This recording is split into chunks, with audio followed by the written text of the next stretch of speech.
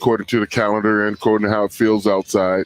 And it's about high school football on Friday, college football on Saturday, professional football on Sunday. And this was the first weekend I felt somewhat normal in 2020 because we went to a great high school game Friday night. It was at the Trotwood Ultra game, and we called that game. And then waking up yesterday morning, it was just smell fall in the air. And the Buckeyes played. The Big Ten played. All the college football played yesterday, and here it is.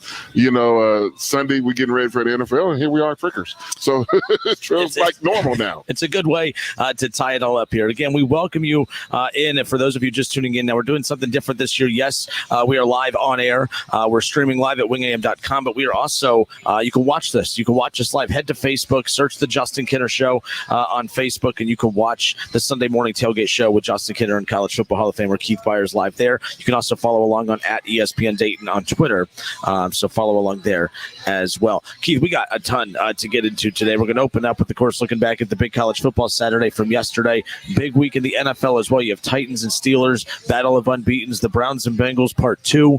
And although, the Bengals, record has them out of it, anytime you get to see Joe Burrow versus Baker Mayfield, that's always going to be a fun matchup moving forward as Hopefully we see that for many years to come. Yeah, Baker's, well, Joe Burrow. Yeah. Well, still, I know we get it. It's still time, but at least for the next, foreseeable 5 years. Absolutely. So let's dive into it. Let's open up with, of course, taking a look around the top scores and top matchups from college football yesterday, Keith. But let's start with Ohio State, 52-17 over Nebraska.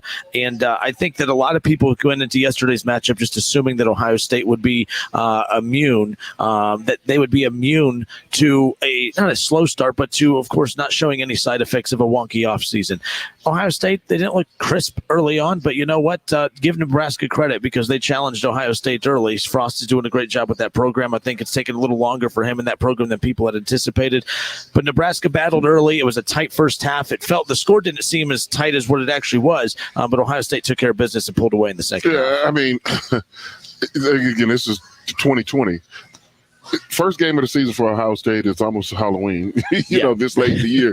And always the first game of the year, Ohio State traditionally, and just all colleges, it's like, wow, okay, it's a good start. One thing we didn't see was a lot of penalties from Ohio State, offsides and first game jitters. You didn't see a whole bunch of that. But, the opening drive for the defense, Nebraska just stuffs the ball right down our throats with 4 plays, 74-yard touchdown drive.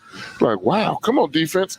But you got to look at the big picture. What defense loses 3 first-rounders and be like, okay, we got these next guys waiting in the wings, and we're just a plug-and-play system. There's going to be some growing pains. And I've always said, something I've learned when I was in college, that you make the biggest improvement in your team. You want to improve all season long.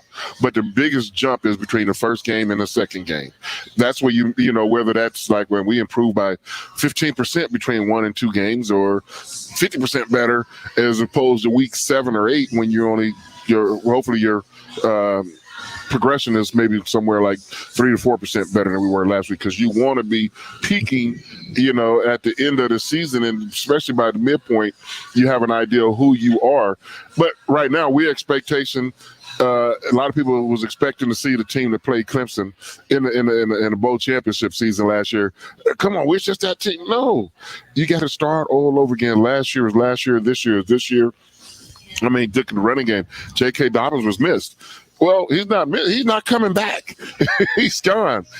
So it's time for the next people, to step up and, to be the next J.K. Dobbins, Ezekiel Elliott, Carlos Hyde, being that great string of tailbacks dating back to pre-Keith Byars, pre-Archie Griffin. It's only one game, so let's just give it time. And, that will happen. Yeah, yesterday, 52-17, the final. Ohio State, number 5 in the country at the time, over Nebraska. We'll see what those new AP poll looks like coming up later on today with, everyone now officially in the rankings, or at least with everyone out on the field, I should say. When are you ready to rank somebody? Are you ready to rank them now, or you want to wait a couple of weeks? I'm waiting a couple. I don't think, and this, I don't know why Ohio State fans get mad at this. I thought it was ridiculous that they were on the polls while not playing. They was 5 without even they moved up. snap. Cincinnati last week week they moved back. They didn't play last week because their game was postponed due to COVID. And Cincinnati, who's undefeated on the year, who's played quite a few games already, they moved back in the polls. Ohio State didn't play last week. They moved up in the polls. Now, Ohio State's one of the top 3 teams in the country. I don't need to see them play to know that. But if you're not playing, so some of the teams who have been playing, I'd be like, you got to be in it to be counted. So, and if it was reversed, if the Big Ten had kicked off the season on time and everyone else was waiting, we would be complaining too, saying, hey, why is Alabama ranked if they haven't played yet? We would be doing this. So, no, we wouldn't be, because I would be saying the validity of the polls would have way more strength if you don't put any poll out. Say, well, we know Ohio State and the Big Ten is going to be playing October 24th. And so until we get an idea of seeing once everybody's in, we're going to hold our polls until November 1. That would have been a great answer. But they didn't do it. Everybody wants to struggle to be first, want to be the drum major and stick. Everybody want to be out front. So USA Today's got theirs. ESPN's got theirs. And everybody, AP's has their coaches. We're going to have ours. Oh, my gosh. We're going to have ours. Ours is the only morning. Yeah, I was going to say. The Byars Kidder. It's one when everybody really wants to know.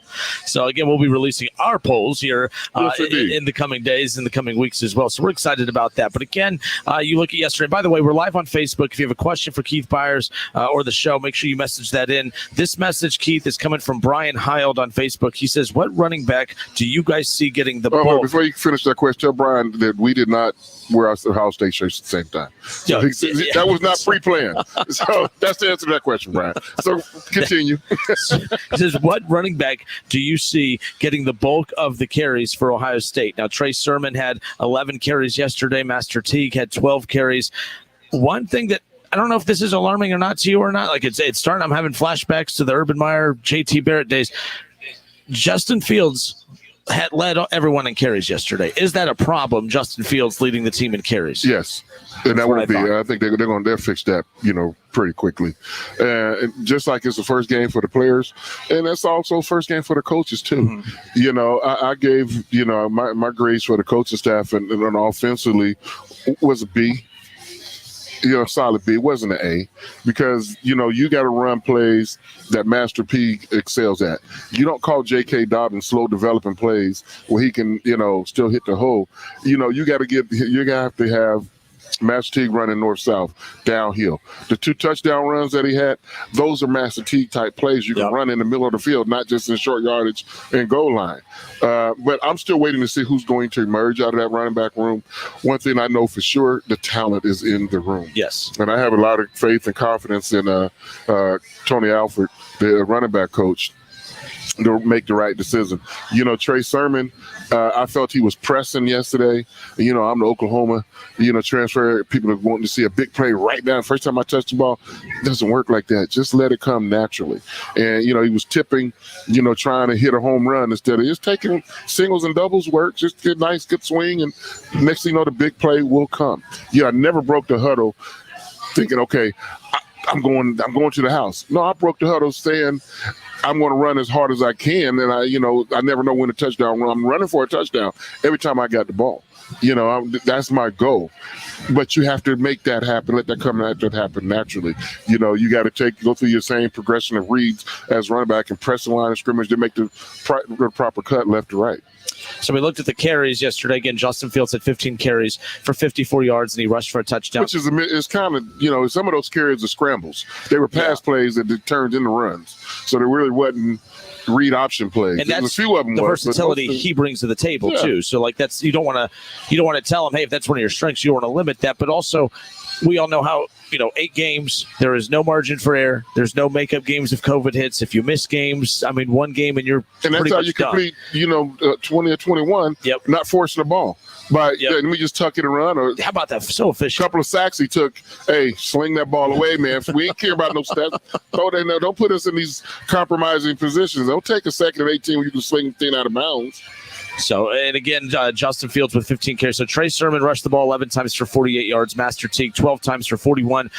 even with that, I mean, I'm seeing 1, 2, 3, 4, 5, 6 different Buckeyes rushed yesterday, 2 or more times. And the Buckeyes running game, of course, finished the day with 215 yards and 4 touchdowns. I'd say that's pretty good. Justin Fields, you mentioned it, 20 of 21. I mean, that's beyond efficient as far as that's concerned. He threw for 276 yards, 13 plus yards per pass, and then 2 touchdowns in the air as well. So Justin Fields, that's what we expected. Another reason why I gave the offense a B is because do we have a tight end on the roster? Luke Farrell, 1 catch for 5 yards and 1 target. Throw him the ball. We have so many weapons offensively. I mean, this team, I'm not exaggerating. They can average 35 to 40 points a game. Easy. Yeah. Easy. And, if you use it all. I mean, we got receivers. I mean, the wide receiver room, I'm glad I'm not Brian Hartline. He has a heck of a job. I see so much talent, out there. But what helps, helps at the running game is by throwing to the tight end. I mean, just, I don't want to get too technical on my football talk, but why stop? Why is the tight end? X, Y, Z. Throw the ball. Why stop right over the ball line of scrimmage? Play action pass, a little dump to him at 5 to 6 yards, and let Luke Farrell catch the ball and run and move the chains. Let Luke Farrell run a quick out. Let him run, button hooks. Now you make Luke Farrell a bigger threat than he is instead of making him a decoy and an extra blocker. That opens up the wide receivers. That opens up the running game. It opens up everything else. But I get it. The coach is trying to keep everybody happy. They're trying to deal the thing around, but it's available. Once we get our tight end involved more in the Buckeye offense, this offense is going to be unstoppable. That's going to open up a whole lot of other areas offensively once they get, Luke Farrell involved. Absolutely. And real quick, let's talk about the play. I'll wrap up our running back conversation, too, with this. And I talked about this with Austin Ward from Letterman Row. He joined us earlier in the week, covers Ohio State. When they went and got Trey Sermon at the time, now they were looking to get Trey Sermon before Master Teague had gone out. And I do think that they intended on bringing him in regardless. I almost wonder if Trey Sermon would have picked Ohio State had Teague not been hurt, because you look at Sermon, who was in a similar role at Oklahoma where he was splitting a lot of carries. I'm not saying he doesn't want to be here. I was bringing up the fact that, Ohio State actually kind of benefited from the season being delayed, because normally Ohio State heading into the season would not have had both running backs healthy at the same time. Now they have that depth at the running back position between Sermon and Teague, and that's one plus as far as that's concerned. Because if Teague's healthy, it's not a guarantee that Sermon would have come to Ohio State. I think the opportunity of being able to get the bulk carries presenting itself obviously led to him choosing Ohio State, on top of the fact that it is the Ohio State University. If there is another running back that didn't get a carry yesterday, he's still recovering from injuries, Marcus Crowley. Mm-hmm. he's a sophomore out of Mr. Football out of Florida that we got, and with little that we saw him last year, I think he's got a chance to be special. So don't count him out. So that running back room is full of talent, and who's going to emerge right now?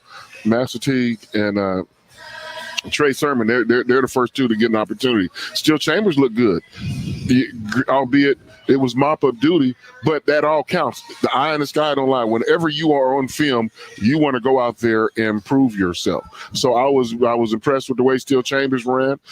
He's another one. He might end up being the guy. I don't know. But one thing I know that Coach Alford will not play favorites. He's going to reward excellence, and if I'm Still Chambers, I'm average 8 yards carry. Coach, you can get me in there a little sooner. Hey, he has a right, he has a voice, and I'm sure it's going to be. We may see him in the first half. Next week against Penn State. I don't know. Garrett Wilson. 7 receptions, 129 yards, and a touchdown. Chris Olave, I mean, we've been calling that name forever. Chris Olave, obviously, bringing that experience to the table. But how about guys like Garrett Wilson and Julian Fleming? Those 3 right there. 2 freshmen, and they both come in first game of the season. They catch balls, and Jamison Williams, he's going to be he's going to be special as well. I mean, when I still see Jamison Williams, catching that ball, going about 50 last year. I can't remember who they was playing, but I know, the future is bright at the wide receiver position.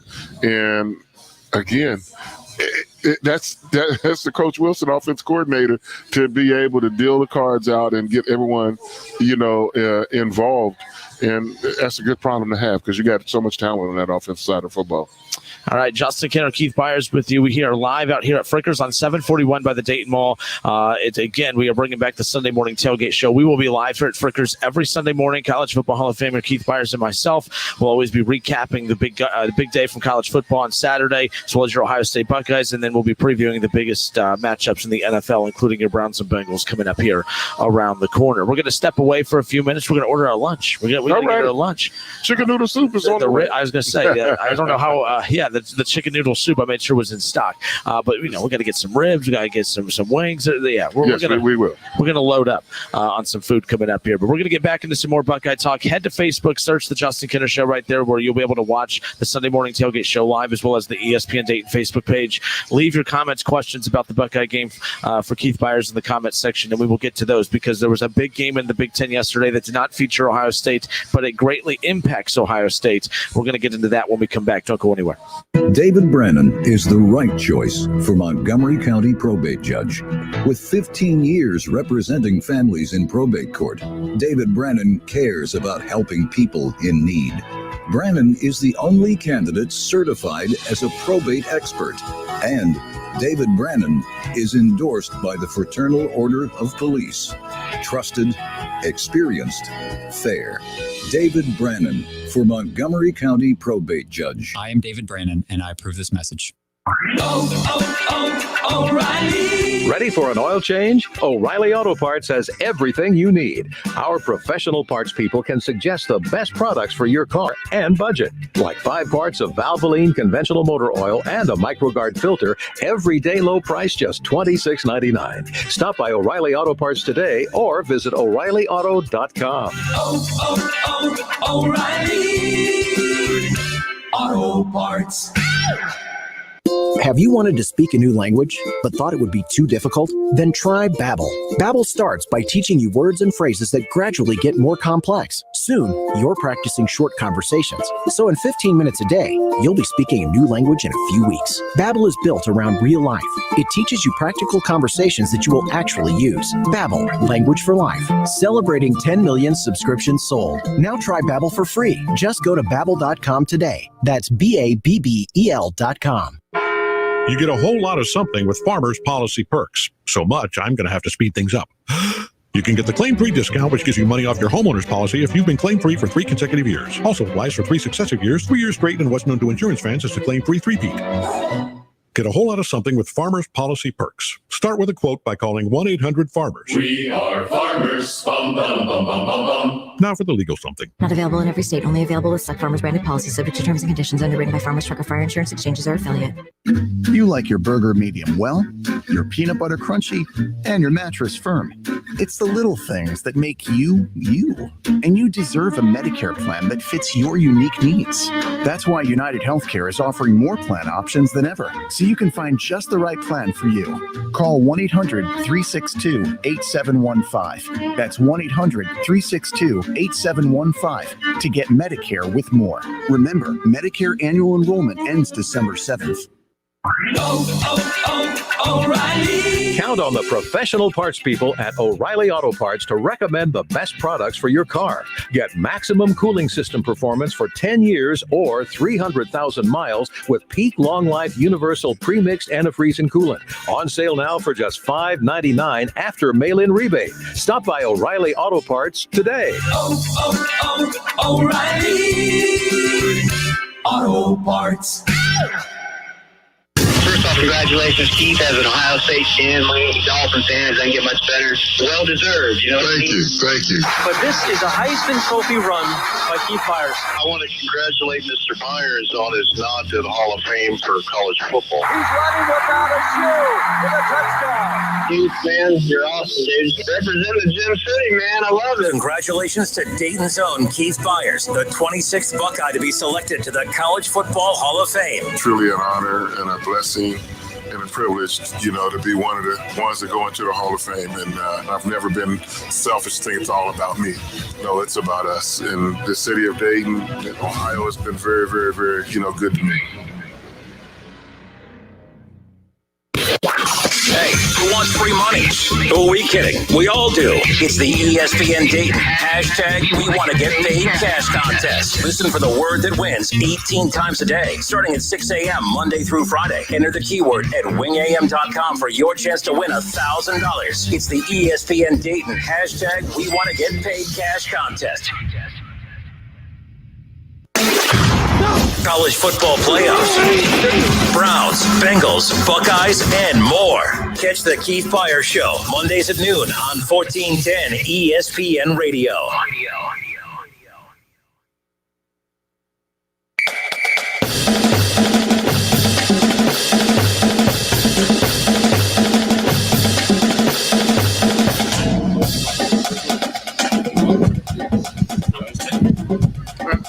All right, everybody, welcome back. Justin Kinner, College Football Hall of Famer Keith Byars with you here. And one of the fun parts about doing this is, of course, getting to meet some of the listeners throughout the week that come out. We just got to meet Charlie and his wife and his kids, so I appreciate them coming out. They was in that Bengal attire. They ready for the game. Yeah. So I like Bengals fans that don't hold me being a Browns fan and taking shots at their team all the time. They never hold it against me, so I always appreciate that.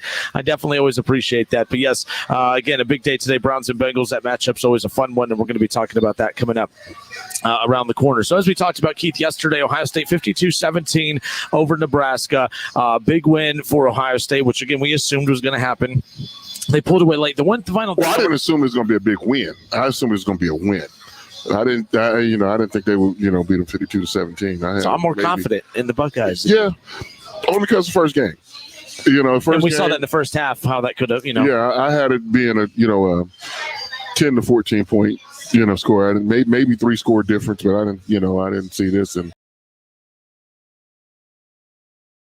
Ryan Day apologized. I was just going to bring that up. He apologized to Frost, my former teammate, by the way.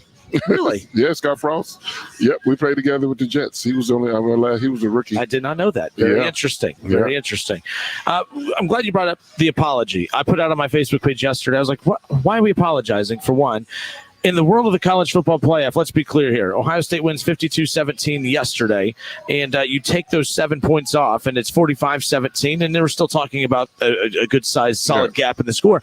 But it's all about style points. When that college football playoff committee is going back and looking, I know people may not like that, but style points do matter. I know you're not a big fan of that, but we can't deny I got what that. You're saying. So, to me, and Urban Meyer talked about this too. I'll never forget. I think it was during the Fiesta Bowl, the coverage during that weekend. He had talked about how it's actually unfortunate the way that they use style points so much to matter in games. He goes, because you're going to end up getting guys hurt. He remembers the Wisconsin game and the Big Ten championship game that ultimately got them.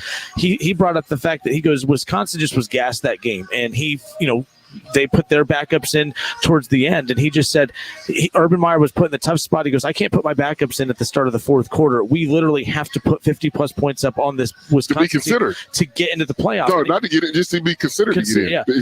And ultimately, Ohio State does not make the year that they won the national championship in 2014, the very first inaugural college football play. They don't win that if they don't put up 50-plus points on Wisconsin, because that game was done at halftime, done at the end of the third quarter. Urban Meyer said, Wisconsin started putting some of their backups in, a couple minutes into the fourth, and he had to apologize to the coach after to say, I was not trying to run the score up on you. That's not, please don't view it that way, but this is what we had to do to be able to get us in position. So I wish Ryan Day wouldn't apologize. I think Scott Frost is professional enough to understand what happened. I think the apology should have just been a phone call amongst them, and we don't need none the wiser. Because then you make it worse when you say, we shouldn't have scored, but I had a backup quarterback in, and we didn't have the right personnel in, to take a knee. What? That's what I was mocking. I go to find a Pee-wee team that have the right personnel, guys. Take snap and take a knee. What is the right personnel to take a knee? Come on, coach. I can go in and take I a knee. love you, but come on now. You can do better than that, or just don't do. Don't say that. That's what I was kind of mocking on my Facebook page. I said, I have no problem with the score, running the extra touchdown late. I said, the problem I have with the apology is the excuse of, my Power 5 quarterback at The Ohio State University was not capable of taking a knee. Like, don't insult the intelligence. I mean, Ryan Day's great. Don't insult the intelligence of the media, the fan base. Less is more. Less is more. Don't say that. But I do think people understand that in the college football playoff world now. Do people get as offended by running up the score in college due to the college football playoff criteria being what it is? No, they shouldn't. I mean, you're in college. We talk about it in high school even, but you can always stop us. It's okay to tackle us. That's true. It's like in college basketball. Yeah. Basketball, they trying to dunk the ball. They trying to score a cheap, fast break. Hey, you can still play defense and block the ball. I mean, that costs a ruckus. Hey, you try to, you're going to steal one, I'm going to foul you. Yeah. So anyways, interesting game yesterday. A good start for Ohio State. I wasn't even nervous at the beginning. I kind of enjoyed seeing a nice little back and forth. It was nice watching a Buckeye game and feeling kind of uncomfortable for a little bit. I know that sounds weird because most games for Ohio State, they're so dang good that the game's done by the end of the first quarter. It was nice going into the half, worried about adjustments. People say, I hate blowouts. I like a good nail biter. Who says who? Well, I agree. I understand why you said it, but whoever I want to win, I want them to blow them out. Whether I don't care what the sport or what the season. Like every time Ohio State plays, I don't even try to relax until they're up at least 3 scores in the second half. And I mean, so that means 17 or more points. Because I'm like, 1 score is not enough. They 1 play from tying this thing. 2 scores is not enough. They're 1 play from being down 1 score and then get a chance. 3 scores, I can start to relax a little bit in the second half. But, what's better than being up 3 scores? Being up 4 scores. That's what's better than that. What's your name? Haley? Bailey. Thank you so much. We have Bailey out here again. We're live out here at Frickers on 741 by the Dayton Mall. So we got our drinks. We're going to be ordering our food here soon. Bailey's doing a great job taking care of us out here at drink Frickers. Out of the way, you can see my handsome face. Oh, yeah. But no, again, we're live out here at Frickers on 741 by the Dayton Mall, of course, enjoying doing the show, eating the great food again. Yes, and we're going to be hanging out, watching some of the games coming up. We're going to walk you right up to the 1 o'clock kickoff, Browns-Bengals, as well as some of the other top matchups in the world of the NFL, which we'll get into. All right, so now I promise you, when we come back, we will get into the discussion of the big game in the Big Ten yesterday that did not feature Ohio State, but will greatly impact Ohio State potentially moving forward. Big upset, or was it? We'll get to that when we come back.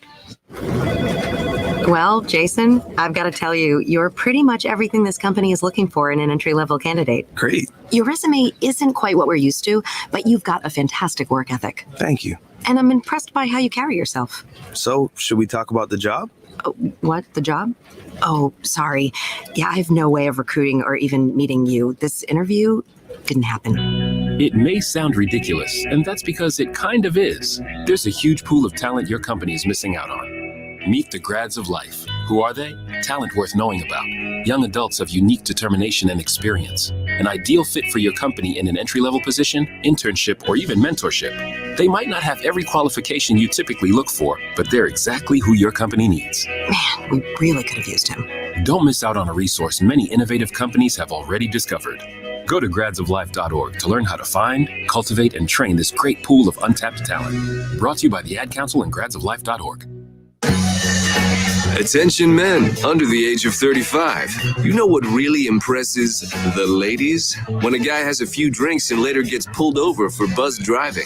That could cost you around $10,000 in fines, legal fees, and increased insurance rates. There goes let's grab dinner and a movie. Oh, I know. You drive more carefully when you're buzzed. You've proven that hundreds of times. A woman admires that kind of confidence. And you've practiced how to speak if a cop does pull you over. Slowly, clearly, and politely like, "Good evening, officer." A woman admires that kind of foresight. And what woman doesn't find it adorable that you call it buzzed even though the law calls it drunk? You can kiss $10,000 goodbye, along with any chance of having a girlfriend. Because nothing says, "I'm a catch," more than a guy who lives in his parents' basement and calls it my place. Buzzed, busted, and broke. Because buzz driving is drunk driving. A message from the National Highway Traffic Safety Administration and the Ad Council. Excuse me. I know you have a 9 o'clock, so I'll keep this short. I'm the business suit in the back of your closet. You wore me nearly every day before your office went, quote, casual. I used to be the CEO of your closet. Now I'm just that one intern no one ever talks to. I always thought you'd circle back with me, get granular, keep me in the pipeline. But nada, nothing.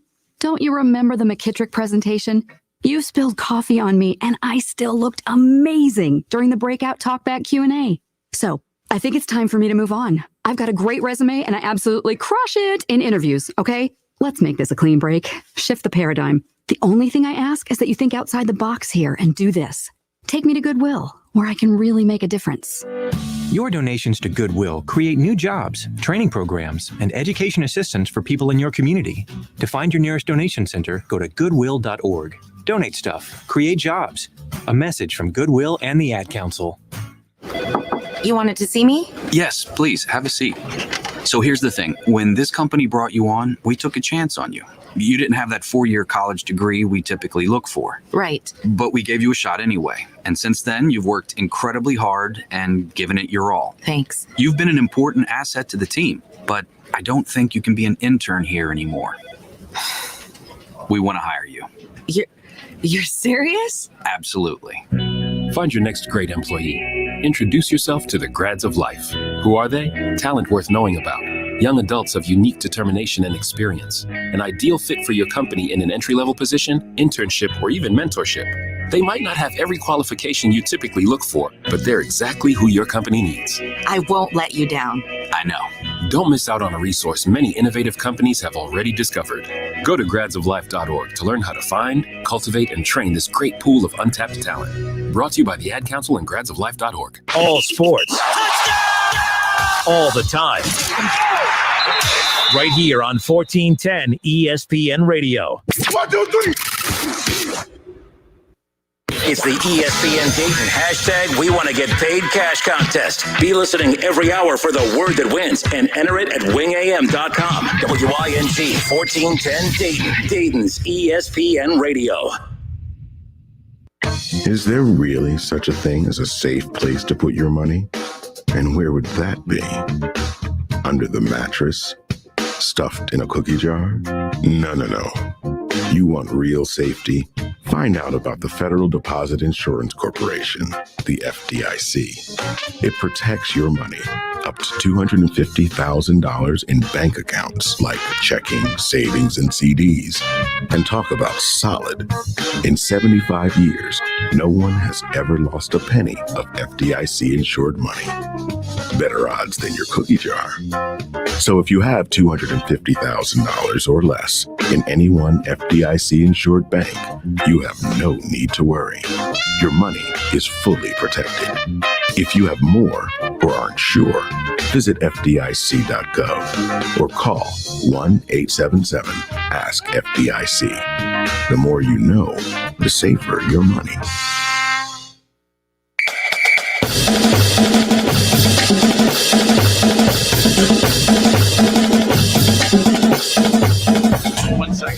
All right, everybody, we welcome you back. Justin Kinner, College Football Hall of Famer Keith Byars with you here. We are live from Frickers on 741 by the Dayton Mall. And I tell you what, right now I just got to see it is not a rookie card. It's a card of Keith Byars back in high school, but it's an NFL card of you in high school, though, correct? Well, hold on. Keith got to get his headset on. Right now he's signing a couple autographs, everything, with some really cool cards out here that people have brought out. And we got our guy, Reggie. Go Browns. Go Browns. Hi, how are you? No, you're talking about that card. What is this card right here? That's my high school year. I was a senior in high school on that card. And I think it was 1990 that the NFL did this line of cards. And this is Pro Line. And the card that you're referencing, this is they did a nine photo, 9 different cards in one season. So the one you're looking at is 3 of 9, and I don't have this. This is in the same batch also. But no, then this is because I posed, and then on the back of this card, it's a picture of me. The front of the card is my high school year, senior year, Rolfe High School. Then my freshman year, I went to Trotwood, and it's a picture of me on the back, the Trotwood basketball team. So I was a big fella a long time. Yeah, and then this is picture 5 of that thread. So that was a great year they did in 1990. And what's your name again? Ron Fisher. Ron. Yeah. This is pretty cool. Yes, I was gonna say I'm just bad at remembering names. Yeah. So when we looking at running back for Alter last week. Yes, exactly. Told you I was a pretty big fella. You see. By the way, you talk about that running back for Alter, Brandon McDonald. He rushed for 383 yards and 6 touchdowns in Alter's shutout win over Trotwood. Wow. I think Trotwood could have used you. They would have had his ball up to you, though. They had their chance. They had the opportunity. All right, we got Reggie out here, too. Reggie, how you feel about the Browns game today? Browns-Bengals, part 2. Sure. You know what the funny thing is? Well, here, hold up. You can answer right. My thing is, I wish Kev was here because I remember a particular bet last year with Slimmer about him wearing a Bengals sweater, and Kev threw a bet out about a pack of beer, which rounds won, but never heard nothing from Kev. So I was trying to call in Friday. Want to collect? Yeah, Kev does. Kev owes you a beer. Yeah. No wonder. Yeah, he owes me a 6-pack of beer. He's listening from that because he was like wasn't here, and he was in a radio station last year at the time. I was like, "Oh, I'll go ahead, jump in that bet." I'm like, "Okay, just go." He's like, "I'll bet a pack of beer." I'm like, "Okay, that's fine." So he owes me a pack of beer and everything, and I was trying to come collect that today too, but he's not here. So. Well, he won't welch out on it. Oh yeah. But man, thanks for coming out. It's always good seeing you. All right, again, we are live out here. The 21 jersey, is that Metcalf? With Brown? Oh, Ward. Denzel Ward. Okay. All right. That was Garrett. All right. Said they got the Bengals jerseys on. I mean, the Browns jerseys on. And so I'm old school. When I saw 21, I was thinking of Eric Metcalf, but I forgot it's a Buckeye who wears that jersey now, and that's Denzel Ward. Yeah. So, and Myles Garrett. So that's going to be Battle of Ohio today. So awesome. There you go. Yeah, it's going to be a long day for Joe Burrow. I'll call it the massacre. Oh, yeah. Massacre.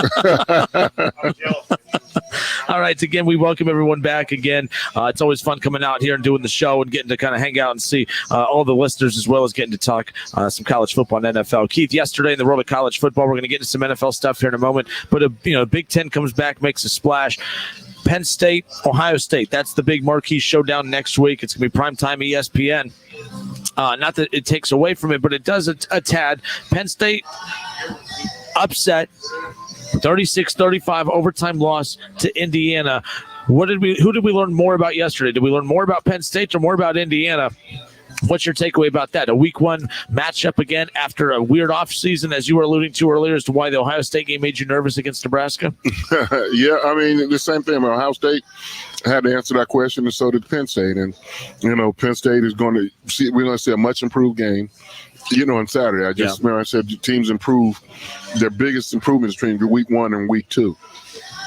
The team that Ohio State is going to see on Saturday is not going to be anything to resemble the team you want to watch on film that played Indiana. I think it's a combination of a lot of things that happened in that Penn State-Indiana game. Complacency. We're on the road. Let's go in here. This game be over before the fourth quarter start. We're just going to just pile drive through them, come out, play a horrible first half. Sean Clifford was terrible, in that first half. Interceptions, almost a pick six. Just set it in and missed two chip shot field goals. Which now in retrospect, they weren't chip shots because you didn't make them.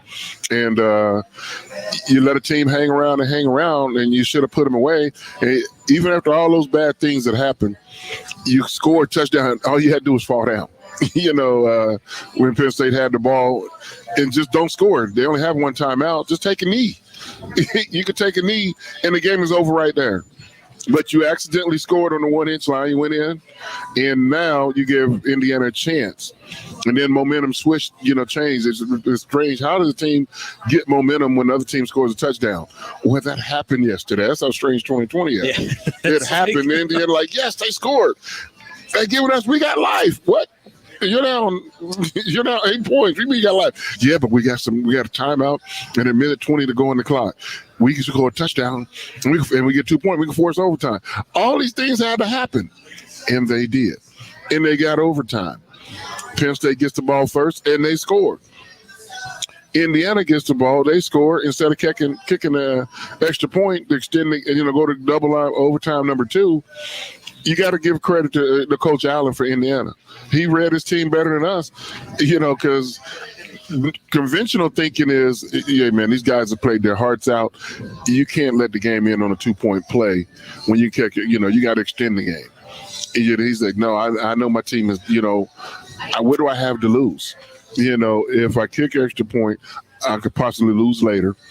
If I go for two and don't get it, I'm going to get some criticism, but at least they're going to criticize me for taking a chance and trying to, to win the game and put it away now. Or I go for two and we score, I win the game and I'm a bigger hero. And that's what happened. He went for two and he's the hero.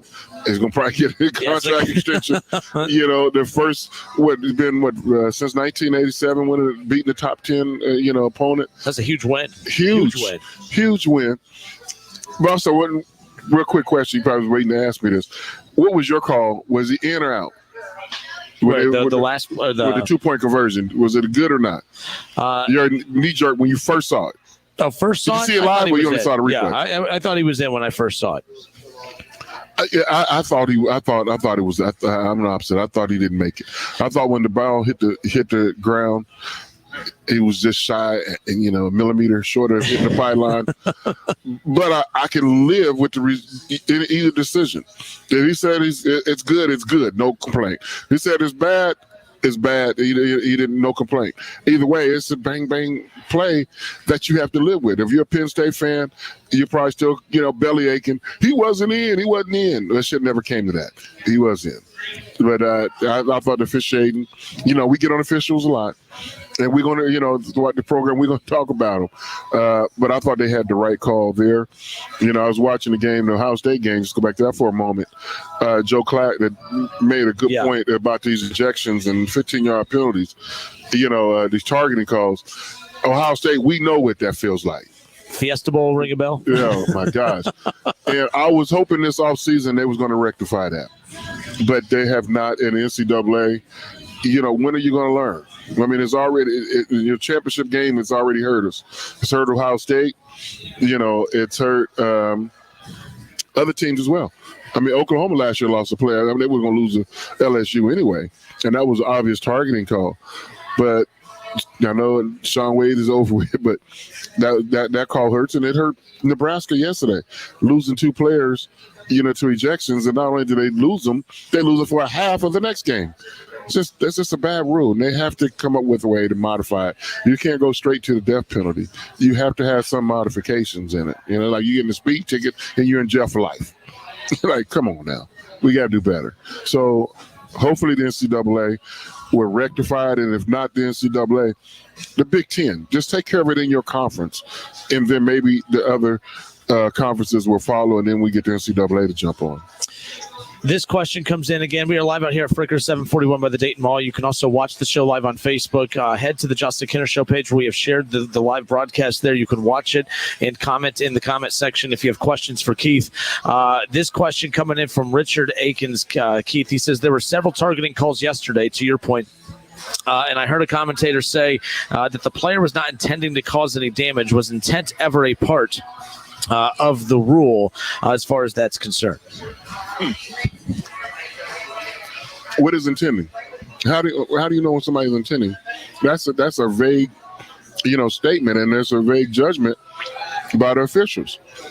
Just go back to the Sean Wade hit, against Clemson last year. Was he intending? Of course not.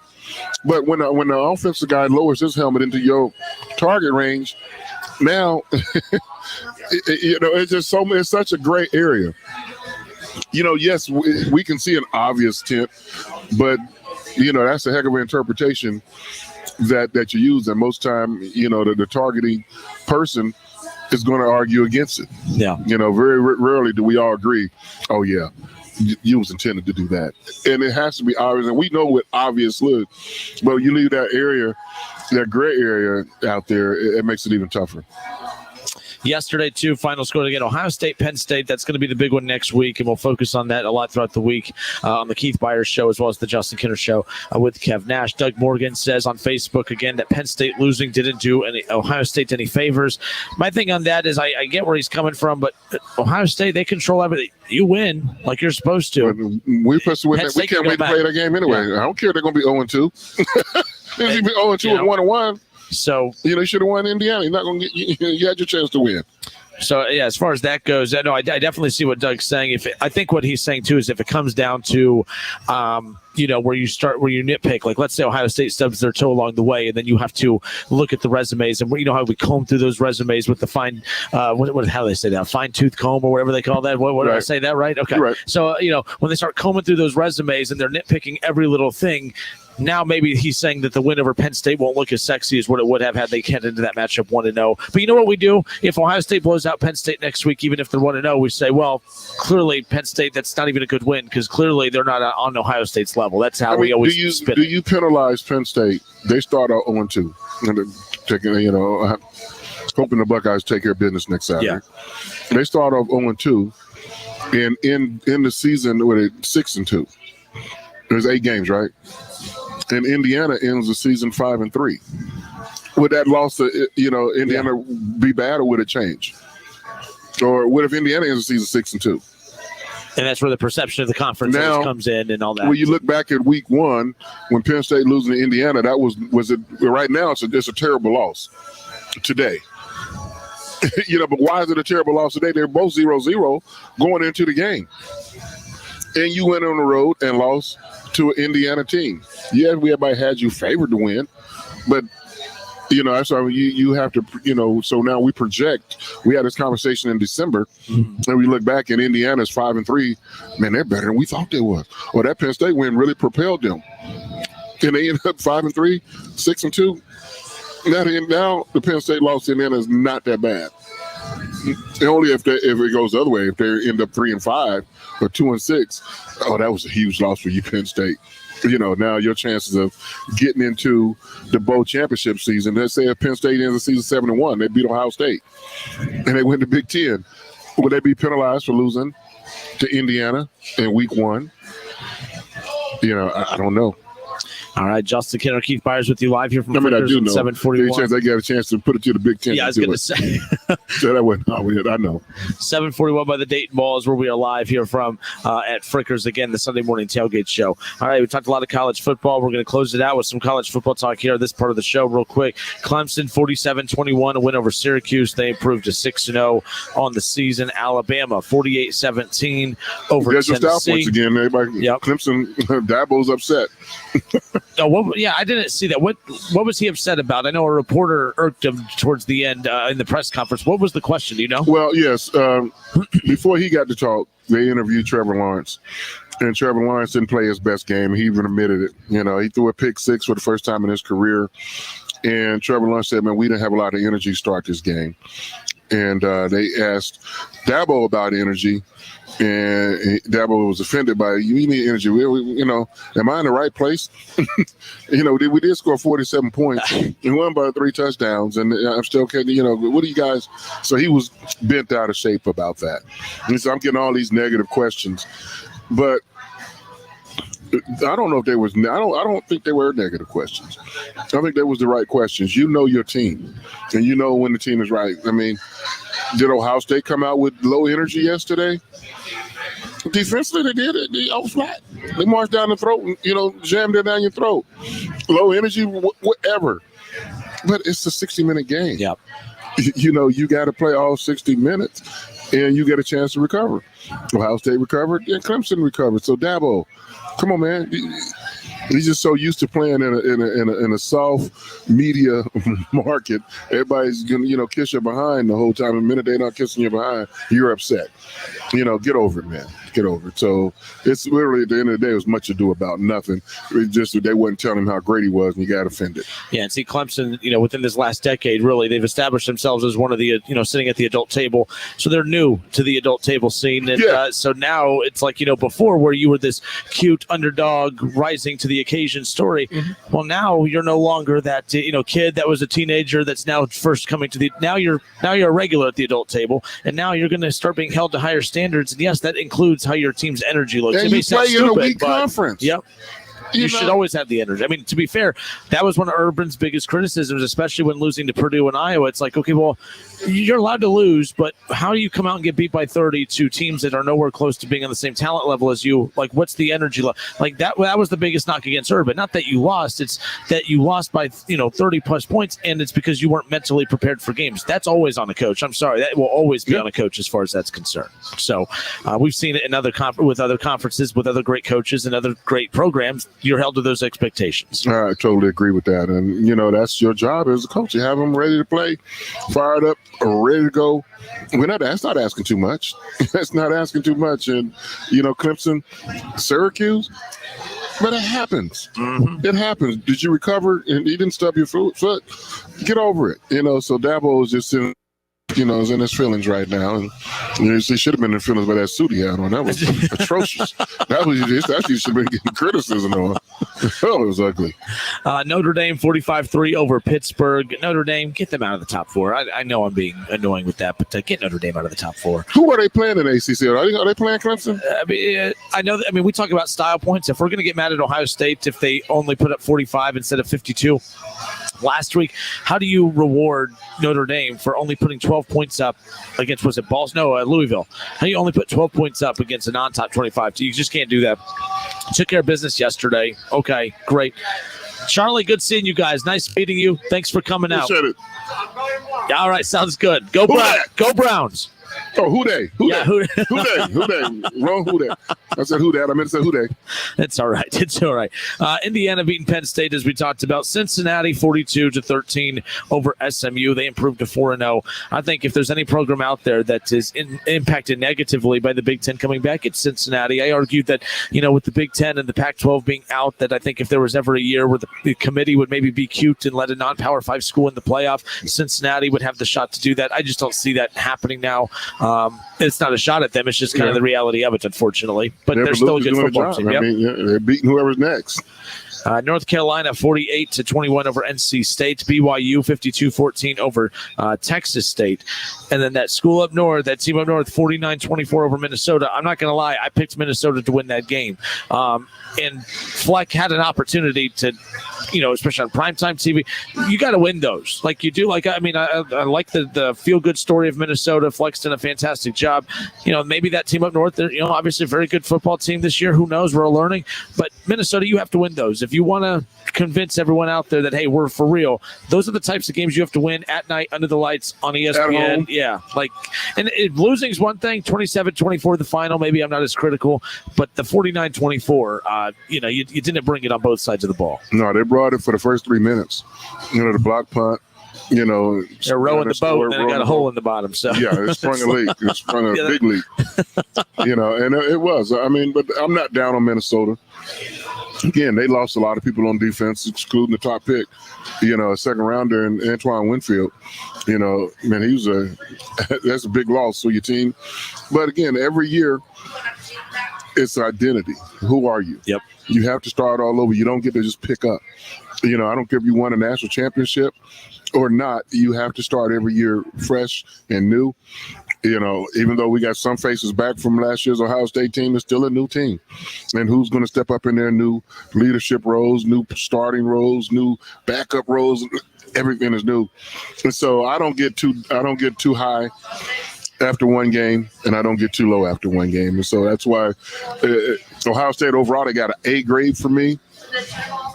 Yeah, but for me, Penn State, I'll give them a C minus, even though they lost. They did some good things. They had a bad first half. Second half, their offense come around. They were impressive.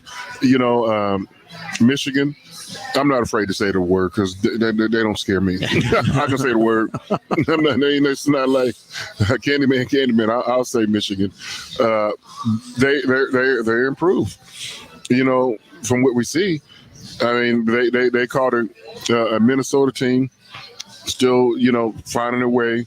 But I thought Milton played well. The quarterback from Michigan, he played well. They ran the ball well, and it's one game.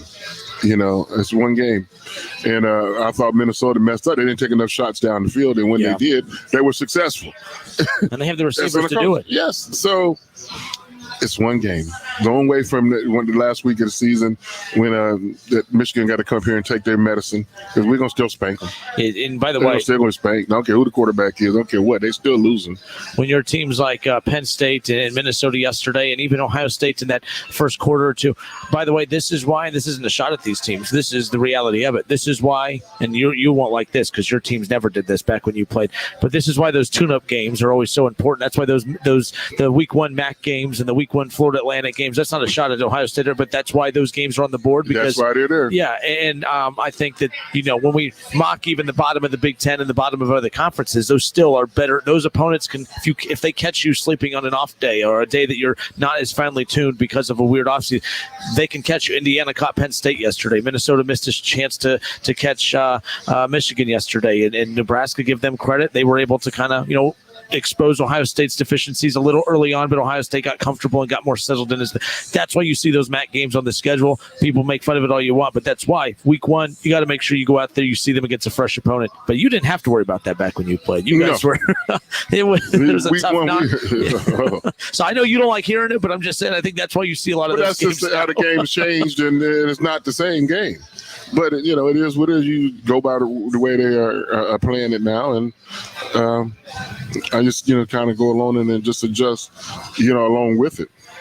All right, let's talk a little NFL. Browns-Bengals coming up at 1 o'clock. Mm-hmm. Browns took game 1 between these two, and, of course, both teams coming off of bad losses last week. The Cincinnati Bengals let a 21-0 lead slip against the Colts. They pick up their 4th loss of the season last week, and then the Browns didn't just lose. They got beat down. The Steelers from opening series on. It just never seemed right. My goodness, it was bad from beginning to end. How do the Browns rebound? We'll talk about that. Do the Browns get a win over the Bengals? Do the Bengals and Joe Burrow get a big win against Cleveland? We're going to talk about that when we come back, as well as give you our Week 7 picks. More of the Sunday Morning Tailgate Show live here from Frickers on 741 by the Dayton Mall when we come back. It's the Justin Kinner Show with Kev Nash. Right here on 1410 ESPN Radio. With United Healthcare Medicare Advantage plans, there's so much to take advantage of, like free annual eye exams to help you see more clearly. Wow. Plus, get free designer frames and free prescription lenses. It's time to take advantage. To learn more, visit AdvantageWow.com. Vision benefits vary by plan and are not available with all plans. Additional charges may apply for out-of-network services. Annual routine eye exam and $100 to $400 allowance for covered eyewear every 1 to 2 years. Wow. T-Mobile for Business knows saving time and money is important for your business. That's why we're introducing Microsoft 365 on us, now included in our best business plans. With Office apps, Microsoft Teams, cloud storage, and more, Microsoft 365 on us gives you the tools you need to run your business. Stop by a T-Mobile store today. Qualifying plan required. Contactless to activate. 1 license per line, max 2 per account. Third-party terms apply. See T-Mobile.com for plan details. What have you done for your marriage today? While you're thinking, here's what other people had to say. My husband and my daughter and I went for a walk together. Well, and it's going to be her birthday next week, so I've been spending time today making arrangements to make that extra special. I called my wife on the phone and I told her, Sue, I love you, and I meant it. I flirted with my husband like when we first got married. I've carried my wife's purse. What I've done for my marriage today is give my wife a break, take the kids out, and have a good time so she can just relax. I know I didn't fight. What have I done for my marriage today? Wow. I don't know. I cooked my husband's favorite breakfast. I read the newspaper to my wife, and it cracked her up. What have I done? I'm actually giving my wife the rest of the day off from me. She's going to visit with her girlfriend. What have you done for your marriage today? Try something new to make yours great. For ideas, go to foryourmarriage.org. A message from the Catholic Communication Campaign. Hi, I'm Ryan Seacrest for RAD. Over 300 people in this country are killed every week by a drunk driver. That's the equivalent of 2 747 plane crashes every single week. And the problem isn't going away unless we all do our part to stop it. So if you see someone who's about to drive after drinking, get the keys. Don't leave it up to anyone else. Friends don't let friends drive drunk. A public service announcement brought to you by RAD, the National Association of Broadcasters, and the Ad Council. You wanted to see me? Yes, please, have a seat. So here's the thing. When this company brought you on, we took a chance on you. You didn't have that 4-year college degree we typically look for. Right. But we gave you a shot anyway. And since then, you've worked incredibly hard and given it your all. Thanks. You've been an important asset to the team, but I don't think you can be an intern here anymore. We want to hire you. You're serious? Absolutely. Find your next great employee. Introduce yourself to the grads of life. Who are they? Talent worth knowing about. Young adults of unique determination and experience. An ideal fit for your company in an entry-level position, internship, or even mentorship. They might not have every qualification you typically look for, but they're exactly who your company needs. I won't let you down. I know. Don't miss out on a resource many innovative companies have already discovered.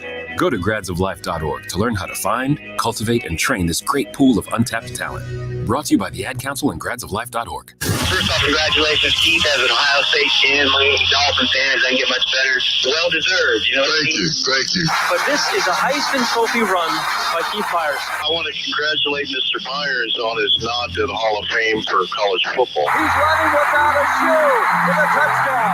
Keith, man, you're awesome, dude. Represent the Gym City, man. I love it. Congratulations to Dayton's own Keith Byars, the 26th Buckeye to be selected to the College Football Hall of Fame. Truly an honor and a blessing and a privilege, to be one of the ones that go into the Hall of Fame. And I've never been selfish to think it's all about me. No, it's about us. And the city of Dayton, Ohio, has been very, very, very, good to me. There are many ways to catch the Justin Kinner Show with Kev Nash on 1410 ESPN Radio, weekdays from 3 to 6 p.m. You can catch it live right here on 1410 Wing AM, or you can stream the show at wingam.com. But now we have another way that you can take in the show. You can now watch the Justin Kinner Show with Kev Nash live on ESPN Dayton's Facebook page. Listen, stream, watch. It's the Justin Kinner Show with Kev Nash, weekdays from 3 to 6 p.m. on 1410 ESPN Radio. On Twitter, make sure to give us a follow. Search 1410 Kinner for Justin Kinner on Twitter. That's 1410 KINNER, and ESPN Dayton for the station Twitter handle.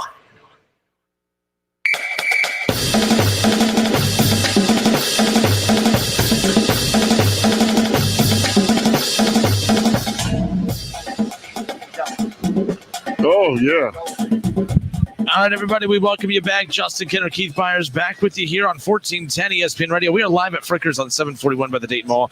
We will be live out here every Sunday morning, Keith Byars and I, getting you set for the NFL action that Sunday, as well as recapping the biggest games in college football from the previous day on that Saturday, including your Ohio State Buckeyes. So we are glad to be back out here each and every Sunday morning moving forward. Every Sunday morning at 11:30. Come on out, get some lunch, get comfortable, get set up, and again, we'll have a little fun. We've already seen a lot of listeners come out and hang out with us today. In fact, some have come bearing gifts. Get some football cards. Big fan of yours. Has a lot of your cards.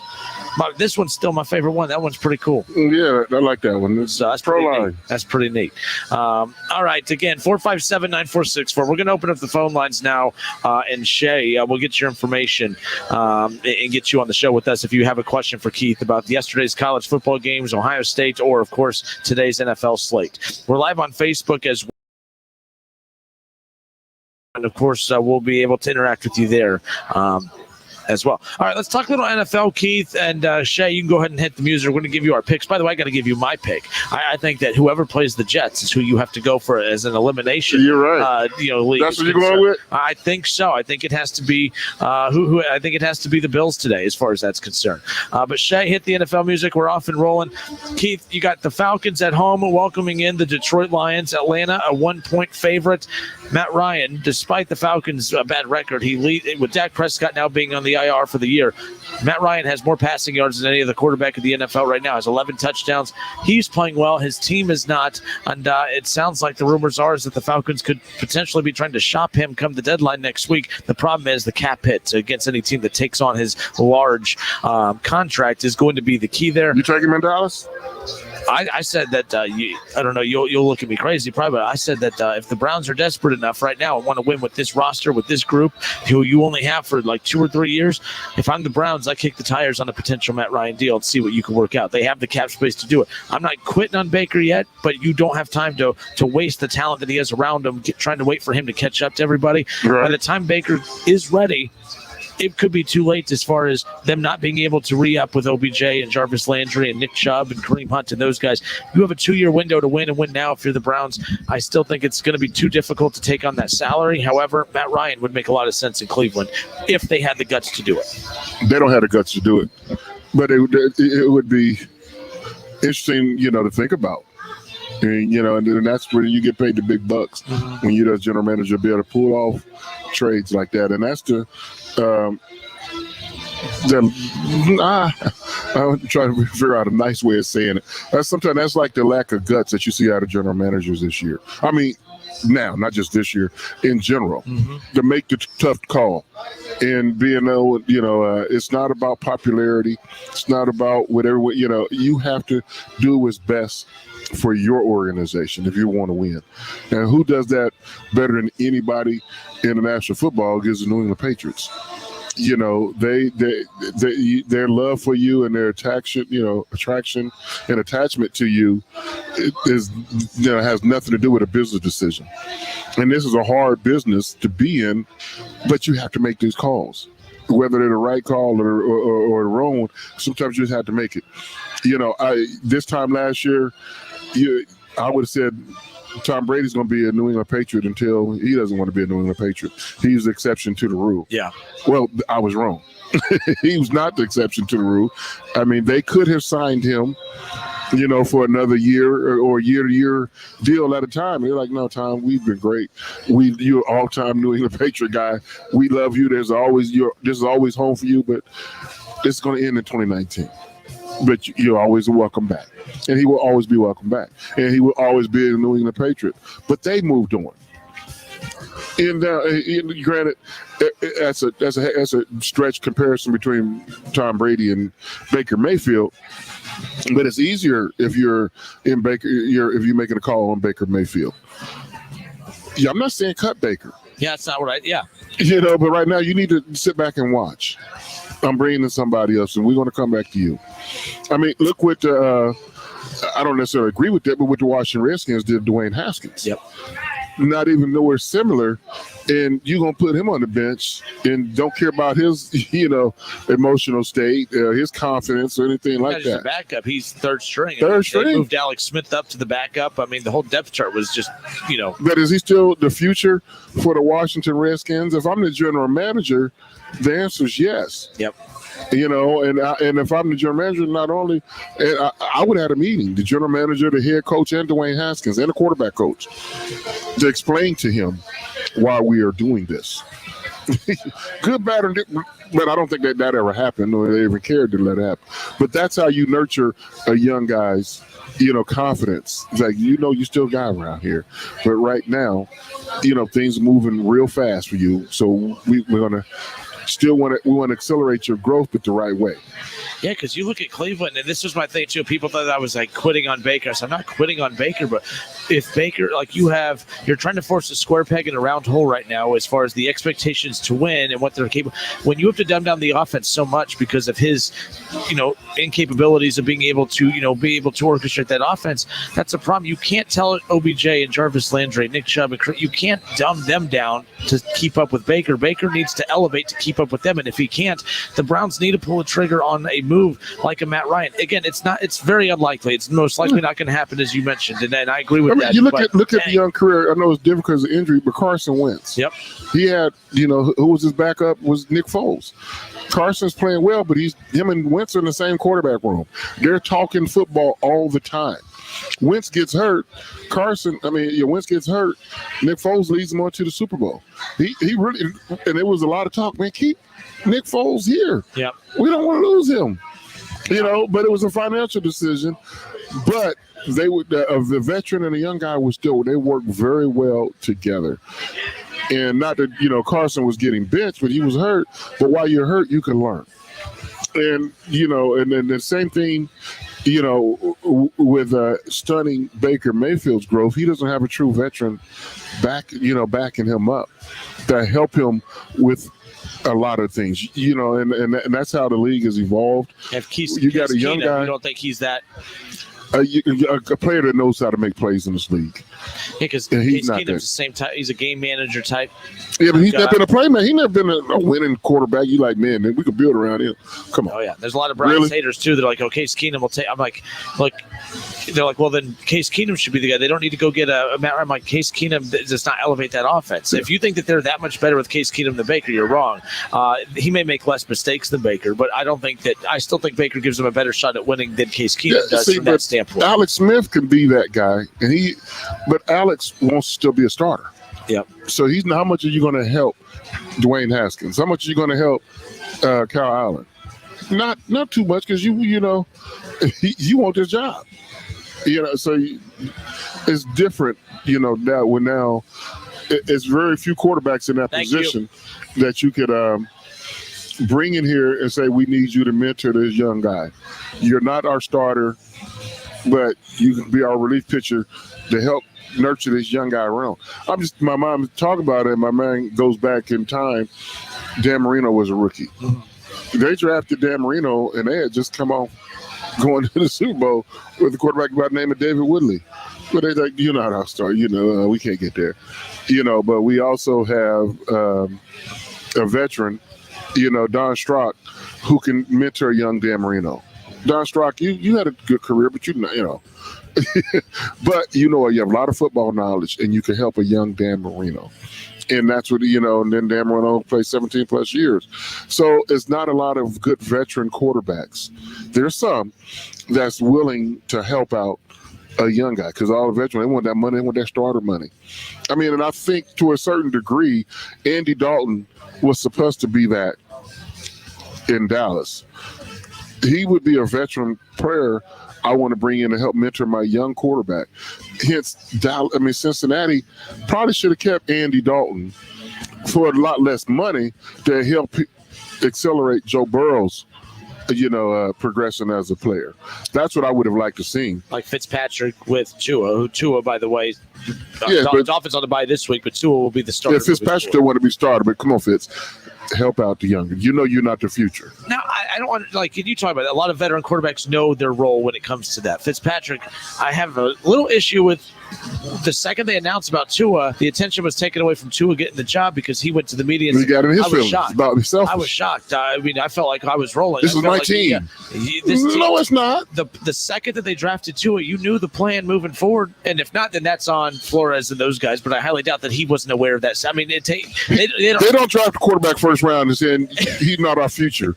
He's the future. That's right. You ain't out to say it. Everyone's like, Kidder, you're being mean. He's upset about losing his job. He's allowed to be upset about losing his job, but he seems very disconnected from reality in regards to everyone out. This should not, like when he said he was shocked, you might be the only one. No one should be shocked. I get it. They won 2 straight. They're 3-3 in a division that the Patriots 1 week look like they're the favorite to win it. And then last week they look a little vulnerable. Yeah. I get it. But at the same time, the Dolphins are sticking to the course. They're in organizations that say, okay, we're playing better than we maybe anticipated, but we got to stick to the course, to the plan. Right. But when you draft, like we said, when you draft a quarterback is the only position on the football team where you draft a number 1 pick, first rounder, and he's not the future. Yeah. You could draft a first round running back. You still got to beat me out, bro. You can drop the first pad left tackle or tackle. You still got to be 2 tackle spots. You're not getting. You may want one of them other ones, but I'm still going to be on this field. You drafted a tackle on me. You drafted cornerback. I'm still. You better go get the other corner spot. You're not coming to get my spot. But the quarterback position, first rounder, he's coming for. He's got your spot at some point. They didn't draft a quarterback in the first round to find out he's a bust without putting him on the field. At some point, you have to step aside and hey, okay, I know my future's not here. You can only keep him on the bench for so long. Yep. Look at they drafted the Kansas City Chiefs, Patrick Mahomes, and they had Alex Smith. Alex probably had that same attitude. But guess what? He took him to the playoffs. Fitzpatrick, you have him at 3-3. Technically, you haven't done anything yet. Yes. Yeah, but they got this young Pat Mahomes not going to sit here alone. Joe Flacco, you won the Super Bowl. You was on the Super Bowl winning team. But they drafted Lamar Jackson. And look how much better that offense is. At some point, Joe, you're out of here. Yep. And it moved. It was 8 games or 7 games? Yep. Andy Dalton won a lot of games with the Bengals. Took him to 5 straight playoffs. They go to Joe Burrow. Now, the offense looks about as bad as with Andy Dalton, but that's not because of Joe Burrow. That's because because of the same circumstances that were there with Andy Dalton are still there for Joe Burrow. That offensive line, is banged up and obviously not as good as what they were hoping. See, now if Andy Dalton was really all in with the Bengals, he'd have been trying to renegotiate his contract so he could stay at Bengals. I don't want to go to Dallas. I want to stay here. But it's all about money. He got the same money, and he got more money in Dallas, didn't he? He got good. No, he would have got more in Cincinnati. He got more in Cincinnati. Well, that's one reason too that the Bengals did not try to bring him back even as a backup is mainly because I think it would have been. He's still getting like $12 million. Like 10 to 14 million. He getting. I thought he only got 3 or 4 as a backup, but unless it was more guaranteed. But no, I think it was for 1 year. But regardless, the Bengals would have had to pay him, I believe, like $17 million to be a backup. That was now he can negotiate now. Do that. Cut me and re-sign me to a new deal. I want to stay here. So interesting nonetheless. So I made a bet on the show earlier this week with Doug Toby that if the Browns win or that if the Bengals win, I have to wear this Bengals jersey all week. All week, okay. And he said I have to wear it. I said, well, I ain't going out and spending my money on a Bengals jersey. I would never purchase anything Bengals related. So he said he would provide. So his Ocho Stinko jersey is in the washer right now. It's been in the closet for about 5 years, and he's confident that the Bengals will win today. He's confident that I'm going to lose this bet. He's confident that I'm going to be wearing that Bengals jersey all week. I'm confident that I won't. Yeah, what happens if the Browns win? I don't know. I didn't really go that far. I was that. Oh, you didn't know tit for tat? No. I wasn't really intelligent in that situation. I was not intelligent in that situation. Doug Toby, we got to talk, man. Push-ups. You got to come do some push-ups. Okay. All right, folks. We'll be back in a moment. We're going to close things out when we come back. We'll talk Browns. We'll talk Bengals. We'll give you our pick of who wins this matchup and how the Browns are going to look again after just getting clobbered by the Steelers a week ago. More of the Sunday Morning Tailgate Show live here from Frickers on 741 by the Dayton Mall. Justin Kinner, college football Hall of Famer Keith Byars, when we come back. It's the Justin Kinner Show with Kev Nash. Trick or treat. Right here on 1410 ESPN Radio. John McManus is running hard to be our Montgomery County treasurer. Montgomery County is already one of the highest tax counties in the state. It seems like every day we're being told to pay higher and higher taxes. Now, in the middle of a pandemic, we're told to get ready for another tax increase next year. When John McManus was vice president of the largest school board in Montgomery County, he fought against property tax increases. As our next county treasurer, he'll stand with us again. This November, vote John McManus for Montgomery County treasurer. I'm John McManus, and I approve this message.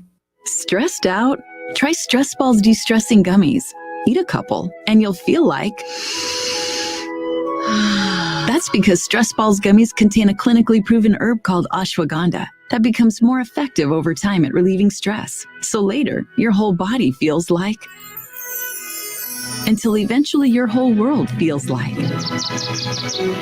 So turn your stressed life into your best life and become a stress baller with Stress Balls Gummy Supplements. Does learning a language feel like this? No habla español? Hablo. It's hablo? Yes. It's hablo. When you learn a language, you want to actually use it. Babbel is designed with that goal in mind. Since my husband is from Guatemala, I'll apply what I've learned in Babbel to our real life situations. The app is so easy to use and it's so practical. It helps you learn things that you will actually need. Babbel, language for life, celebrating 10 million subscriptions sold. Now try Babbel for free at babbel.com. That's babbel.com, BABBEL.com. It is with sound mind and body that I, James Fredericks III, after fighting with all direct family members for decades, leave my entire fortune of $32 million to the one friend I had in the end, the package delivery guy, Matt Songer. Woohoo! Yeah! I had a feeling about this. I'm rich! Oh, this cannot be happening. Actually, it's not happening. What? And it never will. I don't get it. There aren't even people here. That's just one of those murmuring sound effects. Seriously? Listen, if you want to have money in your future, don't rely on luck. Put $10 away each month. Cook once in a while instead of eating out. Okay. Pay down your high-interest credit cards. Right. Small changes today, big bucks tomorrow. So, no inheritance? No.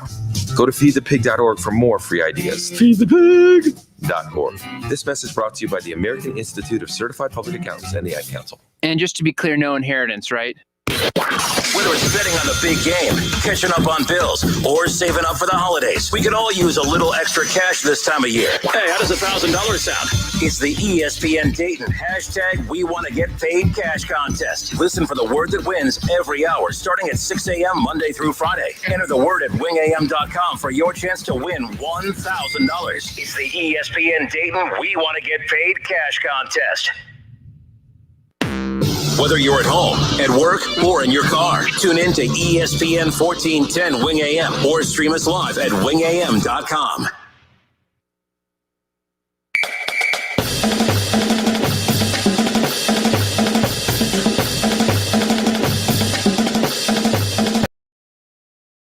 Everybody, we welcome you back. Justin Kenner, Keith Byars with you here. We are live at Frickers on 741 by the Dayton Mall. I hope everyone has had a great weekend, and we got a lot of big NFL games coming up here as we close out the show. And I tell you what, kickoffs in 10 minutes, Browns and Bengals. And you look at this matchup, Keith, again, and we're all excited for this rivalry to continue to grow and get bigger, not just get bigger from a standpoint of the two teams that hate one another, but both teams competing for the division, both teams winning games, both teams efforting to get to the playoffs. The Browns right now are on pace to make the playoffs for the first time in quite some time. It's interesting. Last week, you kept hearing Baker Mayfield and a lot of Browns players in the media. Man, it feels like we're 0-6. I'm like, at the end of the day, you're 4-2. You beat the Bengals today. You're 5-2. You got a Raiders team coming up that's a winnable game. Then you're 6-2, and then you go into the bye week. Keith, this is a football team that could still win 10 to 12 games in that range. All right, and they act as if their season came to an end last week. Can you think of a time during your NFL playing career where you guys were above 500, but you had such a bad loss that it just felt like it set the tone for the rest of the year that, okay, we're not as good as what we thought or something? Can you think of a game like that in your career that you can compare this to? Because it did. Yes, they lost to the Steelers, but it felt like that their whole season was just, to an end. No. I mean, early in my career, especially my rookie year, and go 5-10-1, they all felt like they just got bigger. It's another one. But I never felt that way as a veteran player at all, because at that point in my career, I knew keep things in perspective. It's one game at a time. It's a bad loss. I mean, you look back at it in retrospect. But that's where your veteran leadership takes over, and all the more reason why Baker shouldn't be the leader of his team. You don't talk like that.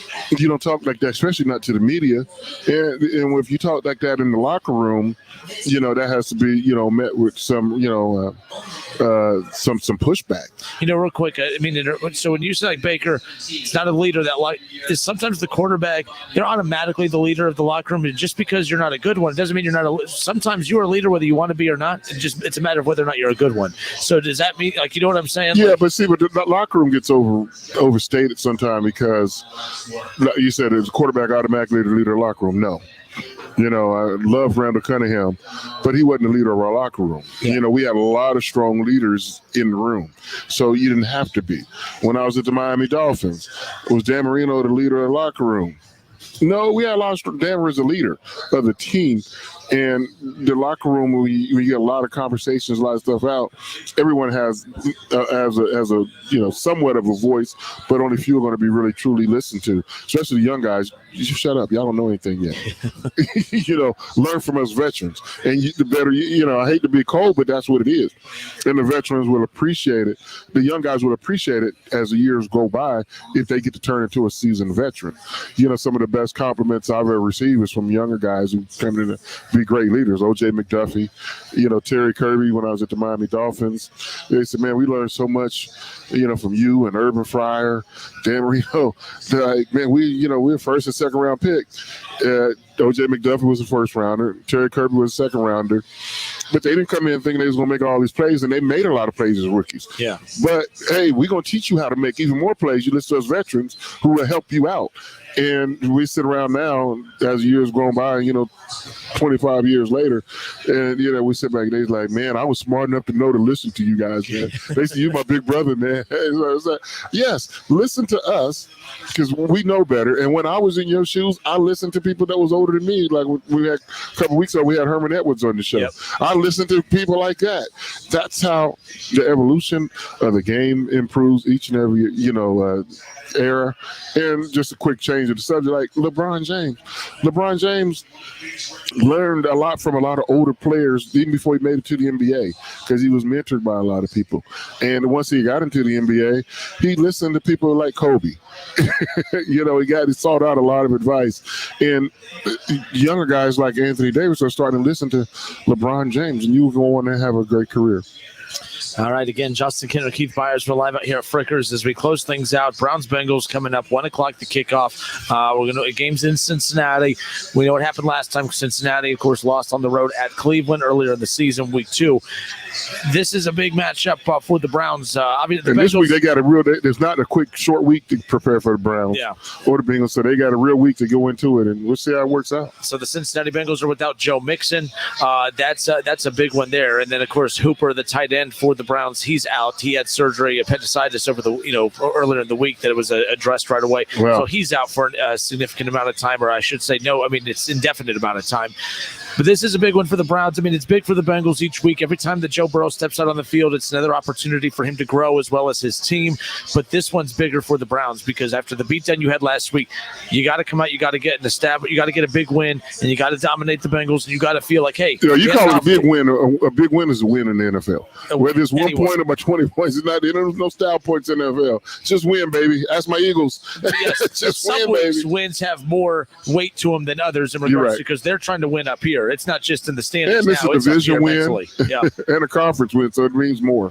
So I get what you're saying. I just mess with you. I understand. All right, the Browns are 3.5-point favorite. Who you have winning? I got to go with Cleveland.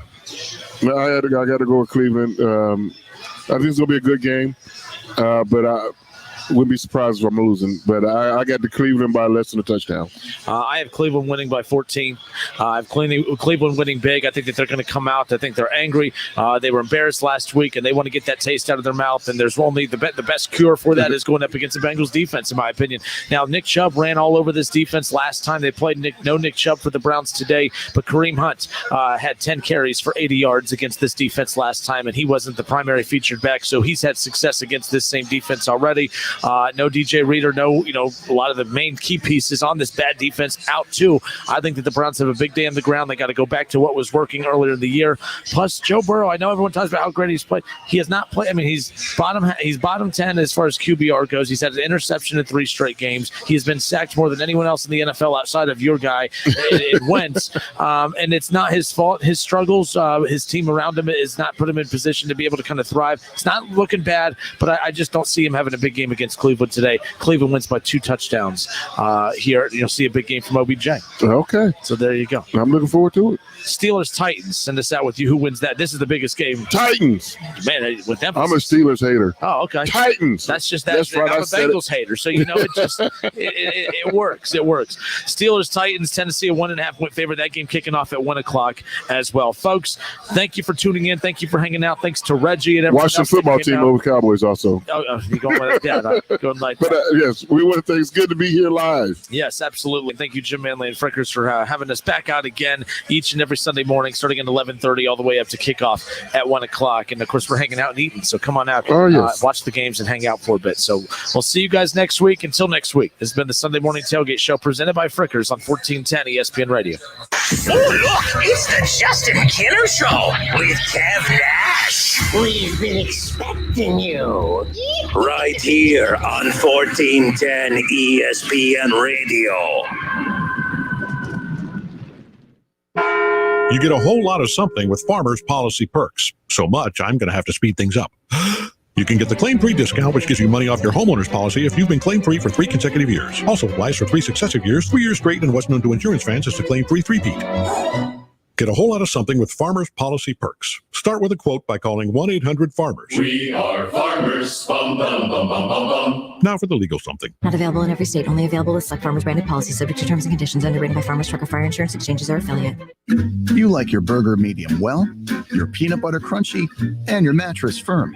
It's the little things that make you, you. And you deserve a Medicare plan that fits your unique needs. That's why United Healthcare is offering more plan options than ever, so you can find just the right plan for you. Call 1-800-362-8715. That's 1-800-362-8715 to get Medicare with more. Remember, Medicare annual enrollment ends December 7th. Hi, I'm Municipal Court Judge James Purchas. And I'm Clerk of Courts Mike Foley. Do you have outstanding fines and court costs? From October 19th to October 30th, you can come into either Municipal Court in Huber Heights or New Lebanon and pay off half of your fines and costs, and the other half will be waived.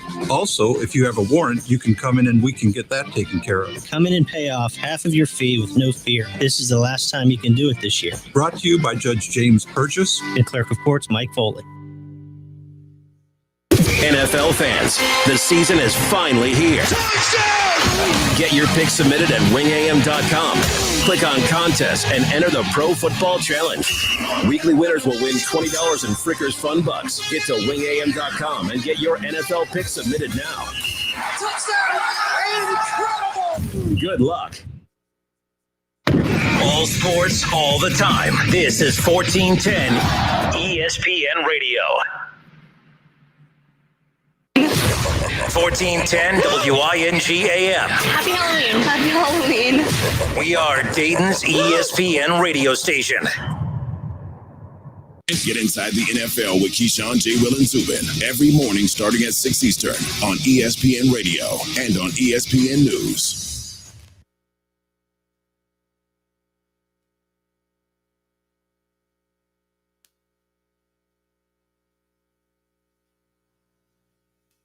This is Sports Center.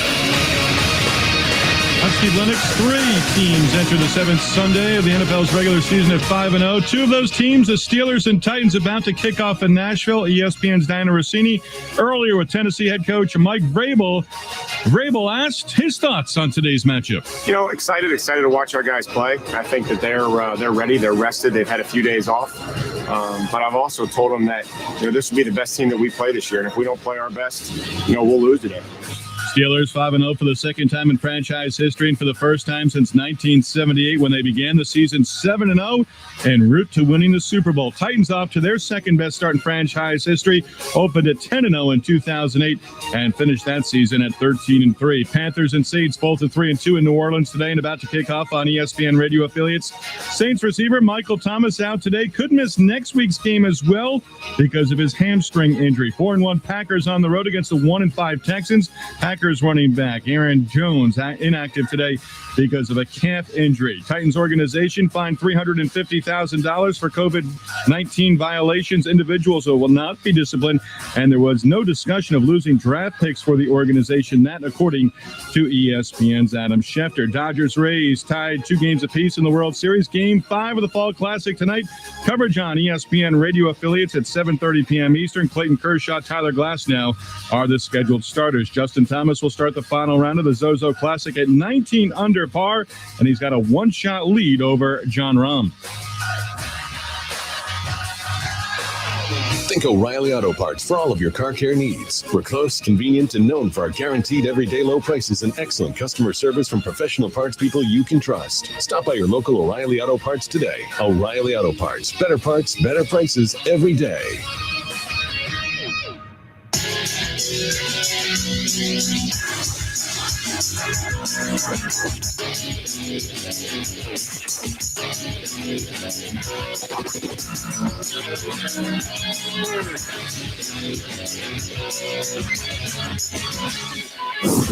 This is Game Day on ESPN Radio and on the ESPN app.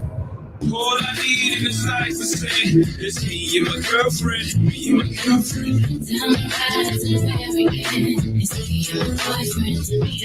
That's right. Do you want me to still call you my boyfriend sometimes? Or are you like the name husband? What do you prefer? Girlfriend just sounds better. Jay, Jordan, husband.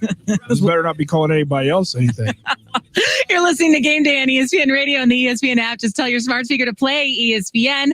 My name is Shay Cornett. Jordan Cornett, my husband, is next to me. Thanks for being with us on week 7 it's already in the week NFL. 7. Isn't that crazy? Week 7. So you know what's about to happen. Things are probably about to get a little weird.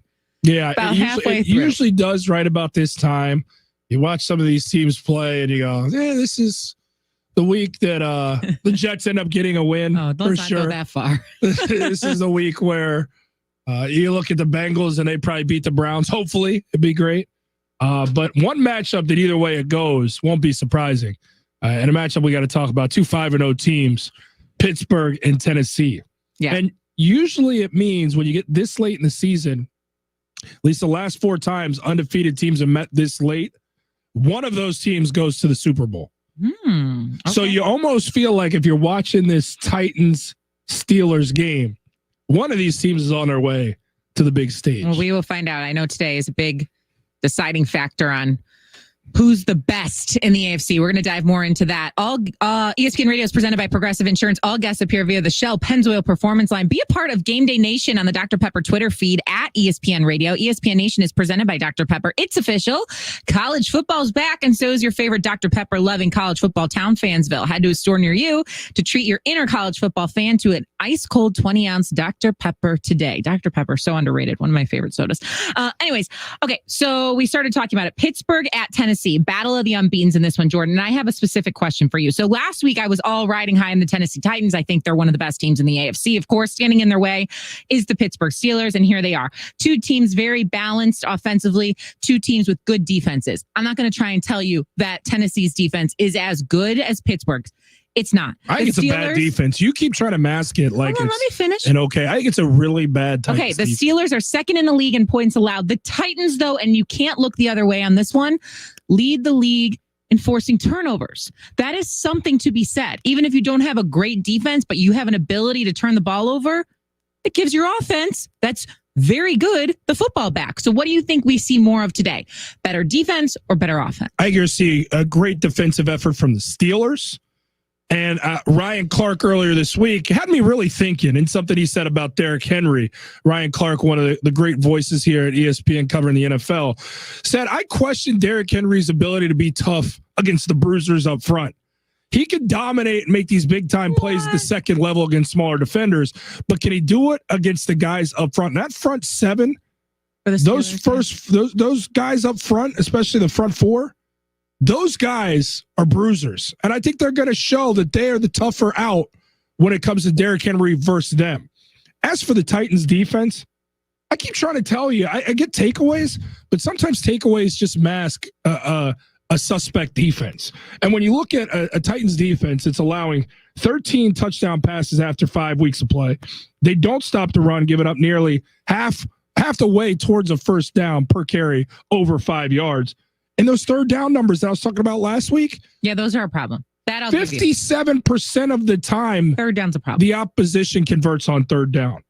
This is a team that brought in Jadeveon Clowney. They thought they fixed the pass rush. They don't really get out to the quarterback. And when the opposition gets in the red zone, 32nd in the NFL in red zone defense, the Titans.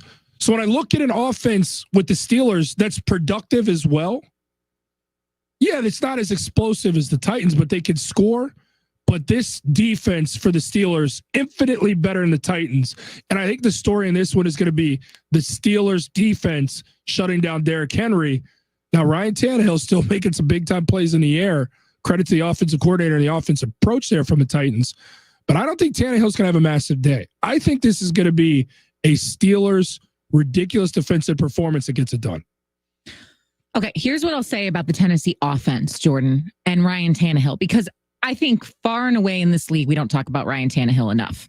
I got paid. I mean, that doesn't mean we talk about him enough. He doesn't get the credit he deserves. We talk about Deshaun Watson, who has 1 win under his belt, more than we talk about an undefeated Ryan Tannehill. Mm-hmm. And that's just the reality of the situation. I'll tell you what Ryan Tannehill is really good at, and it's probably 3 of the most important categories in the NFL. He's good on third down, and he's good in the red zone. He is extremely good when it matters. And that, I think, is something we don't talk about enough when it comes to Ryan Tannehill. And he's extremely accurate. Let me say that, too. He's extremely accurate. They master the play action. And it's easy to do that when it's 2 guys that you paid in the offseason are Derrick Henry and Ryan Tannehill, understanding how they play off of each other. The unsung hero in this is Arthur Smith, their offensive coordinator, because he understands the talent he has and he understands where to put them in positions to win. That guy's made Ryan Tannehill a top 10 quarterback in the NFL, and that's what Ryan Tannehill is, Shay. Mm-hmm. So I will give him that credit. He's a top 10 quarterback. He's thrown 13 touchdown passes this season. Their offense is averaging better than 37 points per game. That is getting it done. But to me, the Titans feel a lot like the Seahawks. Feel a lot like Seattle to me. Their defense is not that bad. I think I think to me, when I watch this team, and yes, you mentioned takeaways, which is the saving grace for this Titans defense. But at the end of the day, when I watch the Titans, I say, can they put up 37 points and outscore their opponent? Because yes, wins are predicated on scoring more points than the other team. But for the Titans, it's put up a lot of points and maybe give up a lot as well. Be the team that puts up a massive amount of points to allow yourself to win a game. And that's the same approach when I look at the Seahawks. When I'm picking for Seattle, I say, man, they're going to score a lot of points. Can they do it against the opposition's defense today? Okay, I like it. They can do it. And Russell Wilson's the best player right now in the NFL. They can do it. But with the Titans, that defense is not a championship defense. There's more balance when it comes to the Steelers. So when I look at this game, I look for balance. They can win with the run. They can win in the air with the Hall of Famer Ben Roethlisberger. That defense is rugged at every level. It's the more complete team. I can't even both argue. undefeated. It's gonna be a great matchup, Shay. But I give the nod, and I know you love to sing the praises of the Titans as the best team in the AFC. I think it might be the Steelers. Okay, that's fine, and that's fair. I can't argue with that because you're right. Whoa! Say hey! Oh! Say it one more time. No, I don't want. Say it one more time. You're right when it comes to the Steelers. The thing that's so good about the Steelers is you can throw because they've got so many weapons on the outside, and your man Chase Claypool, Juju Smith-Schuster, and then you mention a Trojan next. Come on. It's just there's so many weapons offensively, and then they're sack masters. Okay. Side note. How about the Hoosiers? How about my Hoosiers? How about the Indiana Hoosiers? Don't bring it up. I get really worked up and excited. Knocking off Penn State. The biggest upset in college football yesterday. But see, we won't digress too far here. I'll just say this, and everybody out there listening, I hope you agree with me. My wife is an Indiana Hoosier. Very proud that she's an Indiana Hoosier. She lets you know. She's an Indiana Hoosier basketball fan, though. She didn't go to football games. She never talks about the team. I went to two. Can you really celebrate that your football team upset Penn State yesterday in overtime in a suspect call? Can you really be loud about it if you never talk about the Hoosiers football team? Well, Jordan, I don't know. The football is team being an alum enough? I don't know. It is. Now stop it. Their football team's come a long way. Oh, don't start doing that. Okay. Can I get to what I was going to get to? There's a lot of NFL games now going on, but I am proud of my Hoosiers. Yay. Shay Cornett, Jordan Cornett here with you. Some inactives we do need to let you know about. No Aaron Jones for the Packers. For the Saints later on today, no Michael Thomas or Emmanuel Sanders. So their wide receiver depth, not very plentiful. And then no Joe Mixon for the Bengals. Ooh, that hurts. Yeah. So a lot of playmakers not playing today. Hopefully you've already adjusted your fantasy lineups accordingly, but those are the big ones. Up next, Tom Brady. Hey, real quick. I just want to jump in real quick. You might have a takeaway in that Steelers-Titans game. It was a fumble, but it was recovered by the Steelers. I digress. I just wanted to give you credit if it did happen there. There's takeaways for that Titans defense. Coming up next, Tom Brady's going to reunite with an old friend in Tampa Bay. I'm not feeling so good about this. Jordan is. We'll discuss next. Yeah. Keyshawn Johnson. He touched the football, you sit back and you wonder what's next. He knows the NFL. And I think that is something that Kansas City has been missing. And the NFL knows him. Get inside the NFL with Keyshawn, J. Will, and Zubin tomorrow morning starting at 6 Eastern on ESPN Radio and on ESPN News. Hey, I'm Andy. I'm still not famous, but you might remember that I started Harry's because I was tired of overpaying for razors. It always felt like big brands were taking advantage of us. Every time they improved something back then, prices seemed to go up. At Harry's, we take a different approach. Today, I'm proud to introduce our sharpest blades ever, available at the same price as before, as low as $2 each. They're a new, sharper version of our German-engineered blades. Guys who shave 4 days a week have told us that with our new blades, their 8th shave is as smooth as their first. And we stand by that with a 100% money-back quality guarantee at harrys.com. Harry's is now available almost everywhere you shop, including in-store at most major retailers near you. For those who prefer to shop